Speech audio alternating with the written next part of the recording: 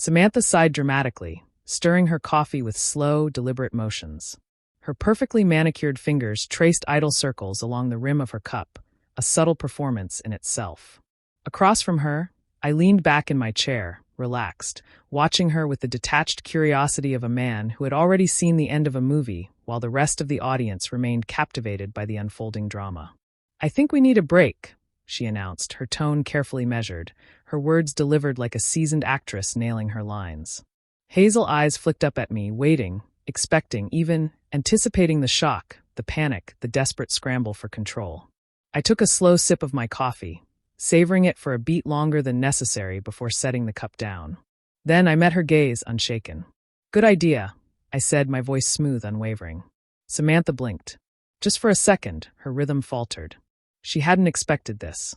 But she recovered quickly, leaning forward slightly, lips curving into that small, knowing smile. The one she always wore when she believed she held all the cards. "I mean, I don't want to break up," she clarified, carefully adjusting the script. "Just some space, you know? A break." Right. I knew the game. It wasn't about space. It was about control, keeping one foot in while testing the waters elsewhere. I wasn't stupid. Samantha loved control. She wanted to see me react, to panic, to prove my devotion, to beg for something I didn't even want anymore. Instead, I smiled, slow and deliberate. "Yeah, I get it. Some space sounds perfect." Her fingers tightened around her cup, just slightly. "Wait, you're okay with this?" "Completely." I pulled out my phone, tapped the screen a few times, and turned it toward her. The glow of a confirmation email lit up between us. First-class ticket, oceanfront villa, pure, unapologetic luxury. Her brows knit together. "What's that?" "My flight." "For what?" "For my space." Silence stretched between us, thick with unspoken words. Samantha's lips parted slightly, then closed as if she were recalculating her next move. "You're leaving?" I nodded. "Booked it this morning." Her expression flickered. Just for an instant, something raw passed over her face before she smoothed it away. "You don't even want to talk about this? Work through things." I shrugged, reaching for my coffee again. "You wanted space. I'm giving it to you." But I didn't mean. I checked my watch, then stood, tossing a few bills onto the table. "No hard feelings, Sam. Enjoy your break." Then I walked out, leaving her sitting there, staring after me. The realization had begun to set in. 2 days later, my first vacation post-Samantha began. The ocean stretched endlessly before me, waves lapping lazily at the shore, the sun dipping low and turning the sky into a breathtaking masterpiece of deep purples and fiery oranges. A cocktail rested in my hand, condensation slipping down the glass, and beside me, Sophia laughed. Effortless, genuine, nothing like the carefully curated performances I had left behind. My phone buzzed. "Samantha." I smirked, lifting my drink in a silent toast to the universe. "Showtime." I stretched out on the lounge chair, the sun warm against my skin, the salty breeze carrying the faintest scent of coconut from my drink. It had been 2 days since I had last seen Samantha, and I could already picture her, sitting at home, phone in hand, scrolling through my Instagram in disbelief. She had expected me to fall apart, to fight for her, to beg. Instead, I had vanished, leaving nothing but unanswered messages and the quiet, creeping realization that she was not as irreplaceable as she had once believed. The first text had arrived that morning. Wow, that was quick. 5 words. Simple but heavy. They weren't casual. They weren't light. No, they were laced with disbelief, irritation, maybe even a hint of jealousy. Because what Samantha had envisioned as her grand, dramatic moment had instead become my quiet, decisive exit. And she wasn't handling it well. I left the message unread. There was no need to respond. Silence was louder than anything I could say. Instead, I glanced over at Sophia as she emerged from the ocean, water glistening against her sun-kissed skin. She shook out her hair, laughing as she made her way back to me, and for the first time in a long while, I felt no weight, no games, no expectations. Just this moment. She took the lounge chair next to mine, wrapping a towel around herself before reaching for her own drink. Noticing my expression, she smirked. "You've been grinning to yourself for the last 5 minutes. Should I be concerned?" I chuckled, shaking my head. "Just appreciating the view." She raised an eyebrow, unconvinced. "That, or your ex just texted you." I let out a small laugh, finally glancing at my phone again. Another message had come through. "Did you seriously just leave? No conversation, no nothing?" You're really acting like this doesn't matter to you? Oh, it mattered. Just not in the way she wanted it to. I turned my phone face down on the table and looked at Sophia. You ever deal with someone who thought they were running the game, only to realize too late they were just another piece on the board? She took a sip of her drink, considering. Not exactly, but I've seen enough people try to manipulate their way through relationships. It's always the ones who think they have the upper hand who fall the hardest. I nodded. Yeah. And right now? She's falling. Samantha had assumed I would react like every other guy in her past. Clinging, chasing, trying to prove I was worth keeping. But I had nothing to prove. And that was driving her insane. That evening, as the sun dipped below the horizon, my phone buzzed again. Jason, this is ridiculous. Can we just talk? There it was. The shift. The first crack in her confidence. She wasn't angry anymore. She was uncertain. Confused. Because I hadn't just agreed to the break. I had erased myself entirely. No pleading. No second chances. Just gone. I could already picture her in her perfectly curated apartment, staring at the screen, waiting for the dots to appear, waiting for me to take the bait. I wouldn't. Instead, I leaned forward, picked up my phone, and did what I should have done long ago. Blocked her. Samantha's chapter in my life was officially closed. Sophia glanced over, curiosity flickering in her gaze. Something satisfying just happened, didn't it? I smirked, setting my phone down for good. You could say that. And with that, I raised my glass, clinked it against hers, and let the night unfold. Back home, Samantha did exactly what I knew she would. She checked my Instagram. I could almost see her, curled up on her couch, scrolling, her perfectly polished nails gripping her phone a little too tightly. Her expression shifting, from irritation to disbelief, as she took in the posts. There it was. Me on a sun-drenched beach, drink in hand, looking completely unbothered. And beside me, Sophia, effortlessly radiant, smiling in a way that wasn't forced, wasn't posed, wasn't for show. Then she saw the picture. Me and Sophia on the yacht, the ocean shimmering behind us, her hand resting lightly on my arm as if she had been there all along. It wasn't staged. It wasn't revenge. It was just life moving forward. Without her. And that was the moment it hit her. I could tell by the way our mutual friends started liking my posts. People who had once been part of our shared social circle, now quietly offering their approval of my newfound happiness.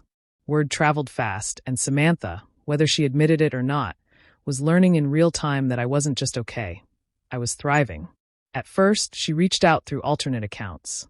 A casual, fake-friendly follow request. Denied. Then a text from a random number. Jason, we should talk. No, we shouldn't. Sophia, noticing the smirk playing on my lips, nudged my arm. Let me guess, she teased. The ghost of vacations past?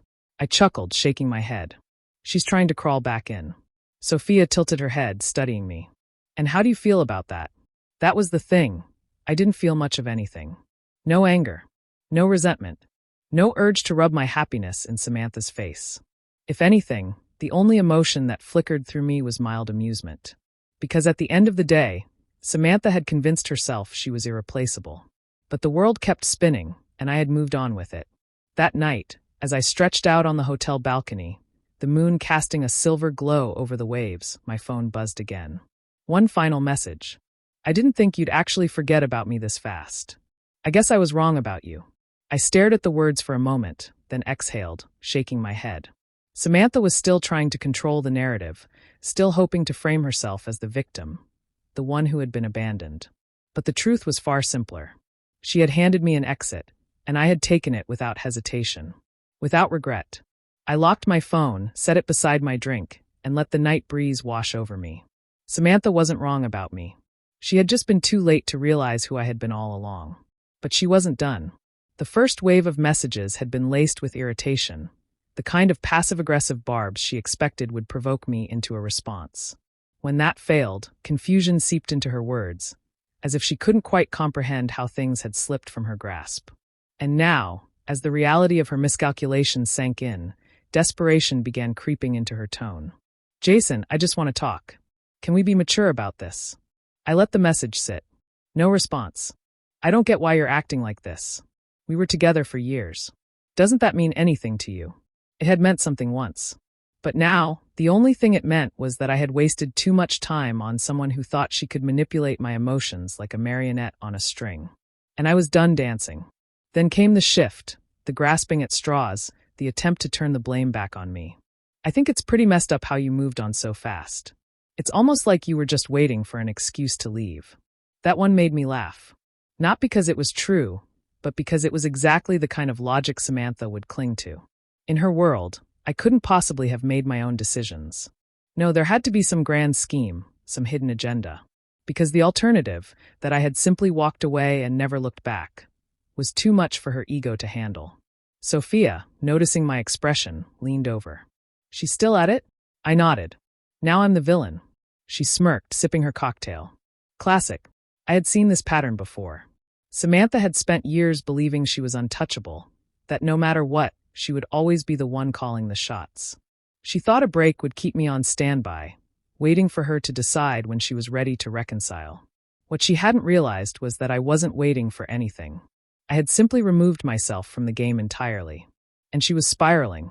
A few hours later, another message came through. "Jason, can we at least get closure?" Closure. Closure was her watching me live a life she no longer had access to. Closure was me sipping a drink on a beach while she sat in her apartment, staring at her phone, wondering where it had all gone wrong. Closure was understanding that, for the first time, she had lost control. And that was something I had no intention of giving her. I locked my phone, stretched my arms behind my head, and exhaled deeply. The sky was painted in deep purples and oranges, the waves crashing in a slow, rhythmic lull. Beside me, Sophia glanced over, an eyebrow raised. "No reply?" I chuckled, shaking my head. "No need. Because some endings don't need words. Some endings speak for themselves." Samantha wasn't used to losing. That much was obvious. For years, she had been the one in control, the one who dictated how things ended, when they ended, and whether there was still room for someone to crawl back. But this time, there was no crawling back. No second chances. No grand reconciliation where she could rewrite history and pretend she had never tried to put me on hold like an old song she wasn't quite done with. And that realization? It was destroying her. The last message came late at night, long after the beach had emptied, long after I had finished another round of drinks with Sophia under the soft glow of tiki torches. The ocean hummed in the distance, waves rolling in and out, steady and unconcerned. Just like me. I didn't check my phone immediately. I already knew what it would say. And when I finally picked it up, my assumption was confirmed. "I just don't understand how you can throw everything away like this. After everything we've been through. I thought you'd at least care enough to fight for me." There it was. The final attempt. The last desperate rewrite of a story that had already ended. In Samantha's mind, I was supposed to be broken, confused, lost without her. But reality didn't match her script. She had expected me to plead, to negotiate, to assure her that she was still the center of my universe. Instead, I had simply walked away. Sophia, sitting next to me, tilted her head, watching me skim the message. "Final attempt?" I nodded. "She still thinks this is a conversation," I muttered. Sophia smirked, swirling the straw in her drink. "You could give her one last response." I thought about it, about what Samantha really wanted. She wanted an explanation, a moment of weakness, a sign that, somewhere deep down, I regretted how effortlessly I had moved on. I gave her none of that. Instead, I typed out the last message she would ever get from me. Didn't need a break. Just needed you gone. I hit send, then blocked her number. No more messages. No more desperate attempts. No more questions that would never be answered. For the first time in a long time, I felt completely free. Sophia raised her glass, eyes gleaming with quiet amusement. To fresh starts. I clinked my glass against hers, taking a slow sip, letting the moment settle. There was no anger in me. No lingering resentment. Samantha was nothing more than a chapter that had ended exactly as it was meant to. As the night stretched on, I watched the waves pull back into the ocean, leaving behind smooth, untouched sand in their place. A perfect metaphor. Some things wash away, and you never miss them when they're gone.